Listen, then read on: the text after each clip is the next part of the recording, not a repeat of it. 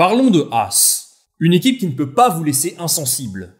La plus jeune écurie du paddock est passée par toutes les émotions ces dernières années. D'abord une arrivée en F1 prometteuse en 2016, une bataille dans le midfield jusqu'en 2018, la descente aux enfers jusqu'en 2021, puis un certain vent de fraîcheur cette saison. Quelques hauts, beaucoup de bas, mais à la tête de cette aventure, un homme, Günther Steiner, 57 ans, et dirigeant de l'écurie depuis sa création. Il est incontestablement le visage de l'écurie Haas, et même bien plus que ça. Star de Netflix, patron charismatique, ou encore figure du fond de grille. Les qualificatifs sont nombreux pour désigner Günther Steiner. Ses méthodes et son franc-parler en font l'un des responsables d'écurie les plus emblématiques du plateau. Mais malgré ça, peu sont les observateurs qui savent vraiment qui est Günther Steiner. Et ce alors qu'il cumule quand même plus de 30 ans d'expérience dans le monde du sport automobile. Et comme vous le savez, moi j'aime bien vous raconter des histoires sur ces patrons d'écurie, parce que je trouve que leur parcours mérite souvent d'être mis en lumière, et celui de Günther Steiner, il mérite toute notre attention, je vous l'assure. D'ailleurs, si vous kiffez ce genre de format, n'hésitez pas à vous abonner pour me soutenir. C'est ce qui me permet de vous proposer 2 vidéos par semaine et de travailler sur de nouvelles thématiques pour la chaîne. Il y a du lourd qui va arriver, je vous le promets. Allez, assez de promo, passons au sujet qui vous intéresse. Sans plus attendre, voici l'histoire de Günther Steiner.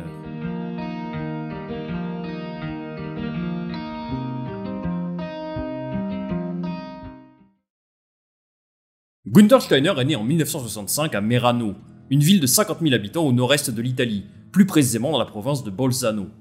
C'est une région qui bénéficie d'un niveau d'autonomie politique et économique assez considérable, où ses habitants sont majoritairement de langue allemande. Le petit Günther grandit dans les Alpes italiennes, dans cette ville à une 50aine de kilomètres de la frontière autrichienne. Il se prend de passion pour la Formule 1 dans les années 70, en regardant l'ORF, une chaîne autrichienne qui possède les droits de la Formule 1. Et bien sûr, qui dit Autriche, Formule 1 et années 70, dit Niki Lauda. Tout comme son ami Mattia Binotto, Steiner grandit en regardant Lauda remporter des courses chaque week-end sous les couleurs de Ferrari. Il décrit Niki Lauda comme un héros, et c'est lui qui l'introduit au monde complètement fou de la Formule 1. Mais plus que la F1, Günther est avant tout un grand passionné de sport mécanique. Chaque week-end, il supplie son père de l'emmener voir des courses de côte, très populaires dans sa région à l'époque. Steiner suit une formation de mécanicien dans les années 80 et obtient son diplôme, mais doit interrompre ses études pour réaliser son service militaire. À son retour de l'armée, il intègre une école d'ingénieur, mais ne terminera jamais ses études. Il veut connaître l'expérience du terrain, et c'est alors qu'une opportunité à l'étranger arrive pour lui. Il décroche un job de mécanicien dans l'équipe de rallye de Mazda, basée à Bruxelles. C'est donc le rallye qui lui ouvre la porte du monde du sport automobile, et vous allez voir, c'est un sport dans lequel il n'a cessé de gravir les échelons. Après une première expérience chez Mazda puis chez Top Run, il rejoint l'écurie italienne Jolly Club, où il est d'abord mécanicien, puis chargé de la reconnaissance. Il collabore notamment avec Carlos Sainz, le père de Carlos Sainz, sur cette magnifique Lancia que vous pouvez voir à l'écran.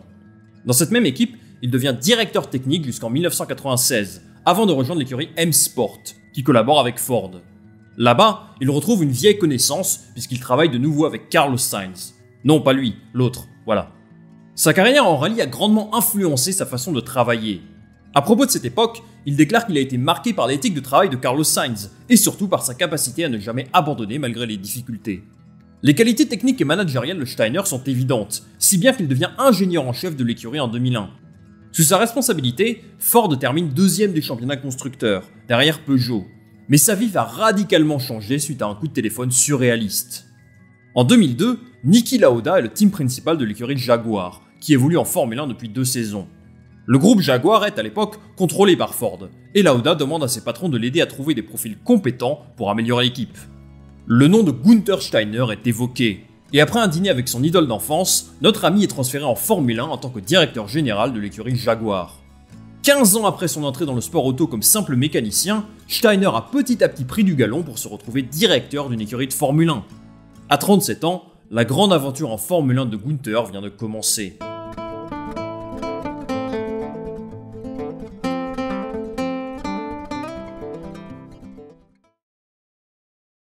Steiner débarque dans une écurie Jaguar ambitieuse. Leur volonté de devenir la Ferrari verte et de voir débarquer une vraie vague de fans verts dans tous les stands autour du monde.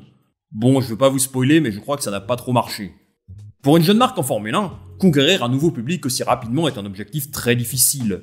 Günther évolue alors sous un management à la recherche de résultats très vite. Trop vite, sans doute. Il ne se plaît guère dans cette équipe, mais apprécie sa collaboration avec Niki Lauda, qui est son idole. Mais Lauda est remercié en 2003, et Steiner prend ses distances avec Jaguar. Il se dirige vers le DTM, où il travaille chez Opel. Un an plus tard, il reçoit un coup de téléphone du patron de Red Bull. Il est à la recherche de profils d'expérience pour accompagner Christian Horner dans sa nouvelle équipe de Formule 1, qui vient de racheter Jaguar. Il est donc choisi pour être directeur technique de l'équipe. Il ne reste à ce poste qu'une seule saison, puisqu'Adrian Newey intègre l'écurie en 2006 et lui vole la vedette. Malgré tout, Red Bull est satisfait de ses performances et le charge de monter une équipe de NASCAR aux États-Unis. Il s'installe dans la petite ville de Mooresville, en Caroline du Nord. La Caroline du Nord, c'est là. Et je vous place 2-3 photos de cette petite bourgade à 30 minutes de Charlotte. Il y a l'air d'avoir un petit bar sympa, des belles bâtisses, un bien beau lac. Ah, excusez-moi, je m'égare. Steiner débarque donc en Caroline du Nord pour diriger l'équipe de NASCAR de Red Bull, qui est en partenariat avec Toyota. Mais ça ne se passe pas bien du tout. La culture du sport auto aux US est très différente de celle européenne, et il devait monter une équipe tout seul, depuis zéro, ce qui est un sacré défi pour lui. Steiner quitte Red Bull en 2008, mais reste en Caroline du Nord, où il crée une entreprise de conception de fabrication de composites en carbone pour les voitures de course. Il se plaît aux États-Unis, et son entreprise fonctionne très bien, à tel point qu'il est contacté par l'équipe de F1 Mortenay, US F1.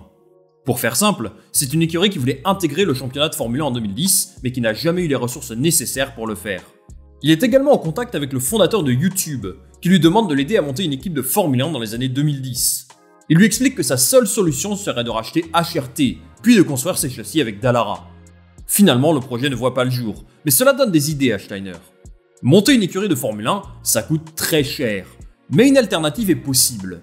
En sous-traitant la fabrication de certains composants, cela réduirait considérablement le budget nécessaire. Steiner possède un très bon réseau en Italie. Il connaît personnellement le propriétaire de Dallara et Stefano Domenicali, directeur de la Scuderia Ferrari à l'époque. Ces deux-là lui assurent leur soutien s'il venait à créer une écurie de Formule 1. Maintenant, ce qui lui manque, c'est un investisseur. Et là où habite Günther Steiner, en Caroline du Nord, il y a un nom assez respecté du sport automobile aux États-Unis qui a ses usines à quelques kilomètres de là où il habite. Oui, vous l'avez deviné, Haas. Et oui, Gene Haas, propriétaire d'une grande entreprise d'équipement mécanique, possède une écurie de NASCAR qui fonctionne plutôt bien. Et il est intéressé pour exporter sa marque autour du monde. Steiner entre en contact avec Gene Haas et lui présente son projet d'une écurie de Formule 1 low cost. Et le pari est réussi. Haas intègre la F1 en 2016 et Günther Steiner devient son team principal. Le début d'une nouvelle grande aventure.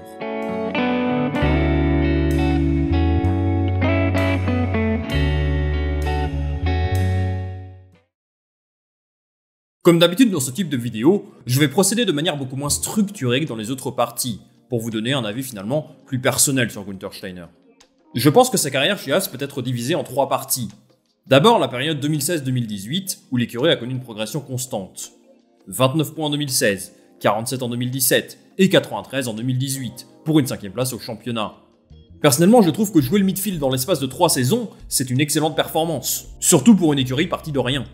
Le pari d'externaliser la production d'un très grand nombre de pièces de la monoplace, à la fois chez Ferrari et Dallara, était très audacieux, aux antipodes des stratégies classiques des grosses équipes.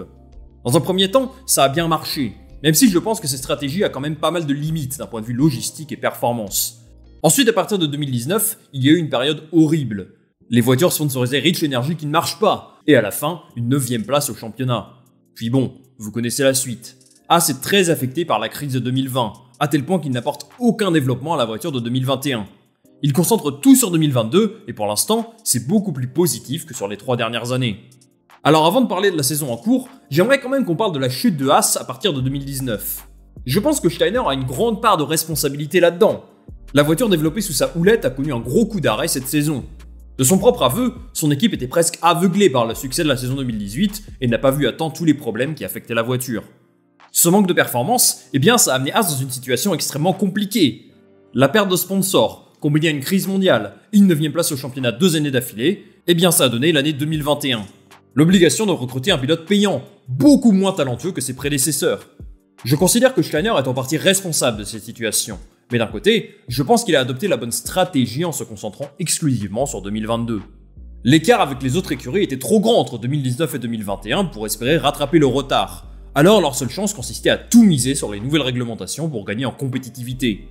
Il est trop tôt pour dire où terminera Haas cette saison, mais moi personnellement je considérais que Steiner a réussi son pari uniquement si son écurie est capable de terminer dans le midfield en fin de championnat.